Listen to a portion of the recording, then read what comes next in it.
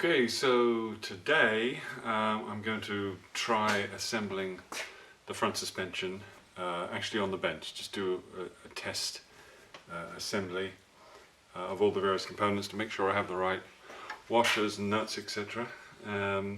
Make sure everything would appear to fit fine before we actually put it on the car. The car itself is on its side. We've painted the underside. And I'm thinking putting the torsion bars on now would be a lot easier, and I'll show you why. The torsion bar attaches in two places. The eye bolt goes through this part of the chassis leg. This is the passenger side chassis leg.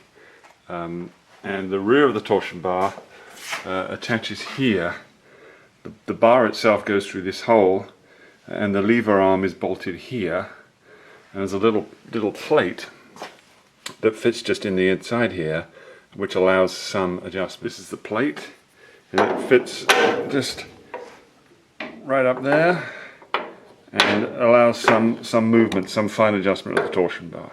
I actually know, I took a picture of the plate. You can just about see the circular mark where the washer was.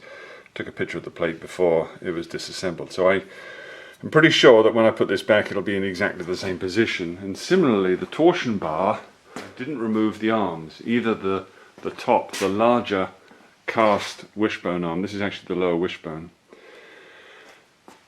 or the lever arm at the back. So I'm thinking, putting this back on, the suspension should not need any adjustment whatsoever. Looking at the forums, apparently the torsion bars should be silver, so I painted them silver. So the lower wishbone essentially consists of two parts. This is the pressed steel piece, and this is the cast part, and these go together here. At the front you have the lower trunnion going between the two arms of the wishbone, and at the back you have the eye bolt. Now the eye bolt is a pretty substantial piece. It comes with a spacing washer which helps preserve or adjust, I guess, the camber. And folks recommend using polyurethane bushes for the eye bolt. So the way the eye bolt assembles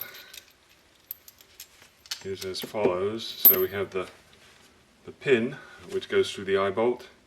It sits in these two bushes, so one bush either side. I'm not going to press this in because I want to grease it first, but the pin will sit inside the bush inside the eye bolt.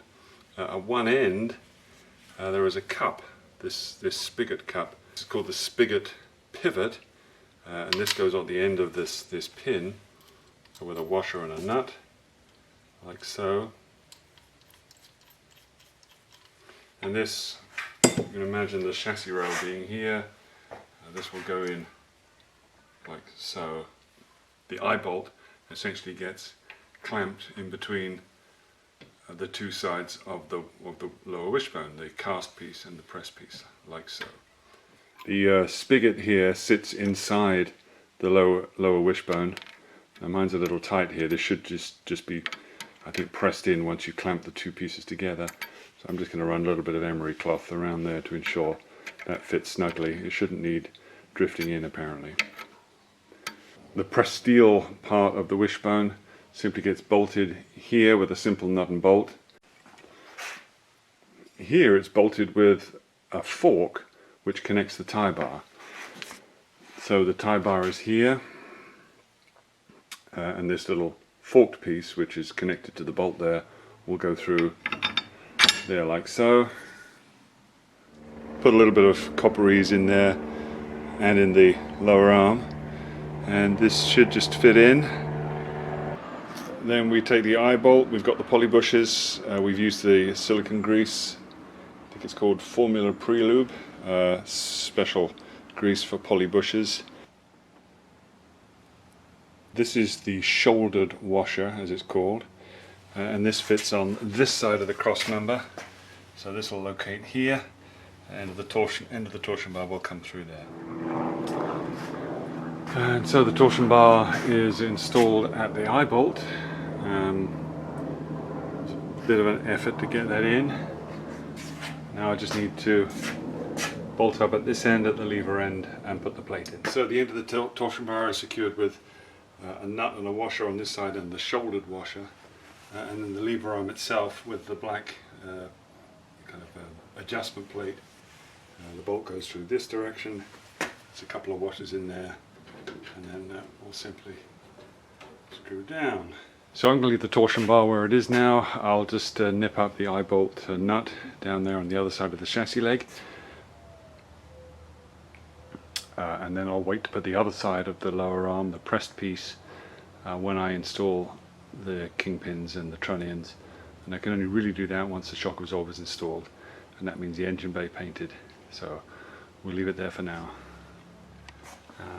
There we are. I've actually bolted something to the car. It's the first time in the restoration that something that's been refurbished has been attached to the vehicle. It's the start of a long road.